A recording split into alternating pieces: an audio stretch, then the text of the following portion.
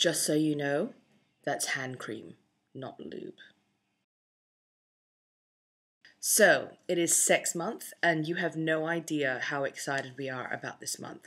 We're going to be talking about sexual positions, we're going to be talking about sex toys, we're going to be talking about sexuality in general, we're going to be talking about all these awesome things, and I'm just so excited. This week, though, we are talking about sexuality and our sexual orientation. So I consider myself straight, and although I have had instances where I have been very, very attracted to women, I would still consider myself a straight woman. I've experimented with women before, sexually, but even then, as attracted as I can sometimes be to women, I can't imagine myself having a romantic relationship with them. And I think that's why I would consider myself straight. Now, talking about sexuality in general, for me, I have always been a very sexual person. In fact, I remember being 4 years old and wondering about sex. And I remember I probably would have been 6 years old, and I remember masturbating at 6. So I always felt like it was something that was very much, a part of who I was. When I turned, I'd say probably around 9 years old, my mother became much more religious, and she started bringing my sisters and I to church.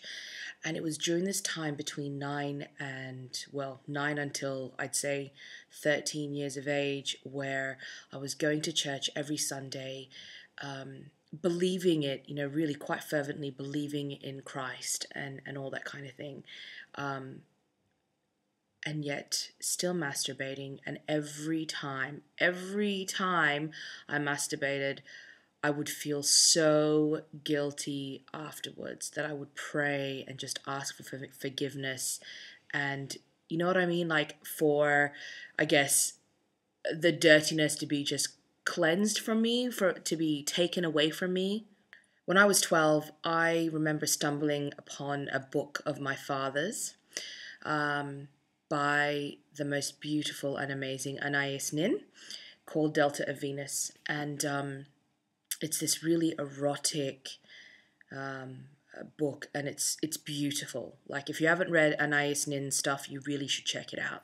But I found this book and I read it, and I remember every time I would pick it up, same thing, every time I would read an excerpt from it, I would be so just, titillated, and then I would feel so guilty. In fact, I felt so guilty one day that I think at 13, I remember taking it out into my balcony and burning it.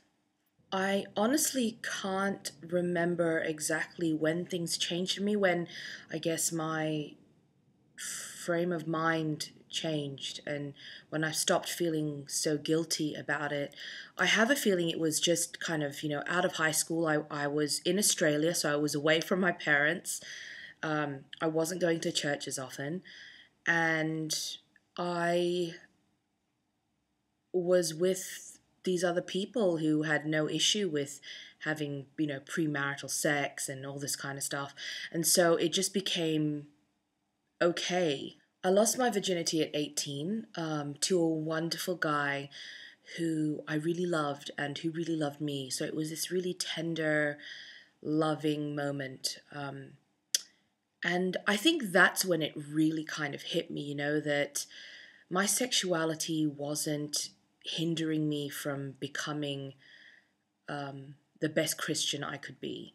Whenever I was having sex or whenever I was masturbating, that I was replacing God. I was being ungodly, and it took me a long time to realize that, but I finally realized that it had nothing to do with God, that I think God made us these sexual beings to do whatever we please as long as we're not hurting anyone in the process. And I still believe that to this day. I still consider myself a good Christian. I still go to church, not all the time, but I do. I don't feel guilty about it. In fact, I am quite vocal about telling other Christians that I think that the rules of the Bible are hindering people from their true nature, and the nature that God put in us. I really believe that. And I'm really passionate about talking to Christian parents, about realizing that every parent wants their child to be a virgin until until they get married. But the reality is there's a good chance by the time they're between 14 to 16, they're already experimenting. And so the way to get around that is to communicate with your children and to educate them into, practicing safe sex. That's the most important thing, and I think that, I don't know, it just really frustrates me that people have, Christians and, a lot of religions have these very, very unrealistic expectations for their children.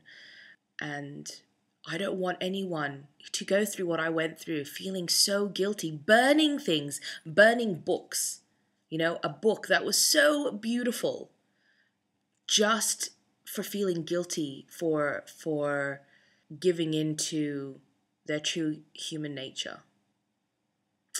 So yeah, that's, I guess, my thing about sexuality is I believe that you do whatever you want. If you don't want to have sex, awesome. If you want to have sex, awesome. As long as you own it and you're not hurting anyone, and you're being true to yourself, that's the main thing. Then who am I? Who is anyone to tell you that what you feel isn't right? That's what I believe. And so yes, this is the first video for Sex Month. I hope it's okay. I hope it's a good introduction to what we're going to be talking about. I am really looking forward to talking about sex positions. You have no idea. Sex positions through the eyes of a fatty. It's going to be awesome. Can't wait to hear what everyone else is going to talk about. But yes, welcome. And this is going to be a very, very awesome month.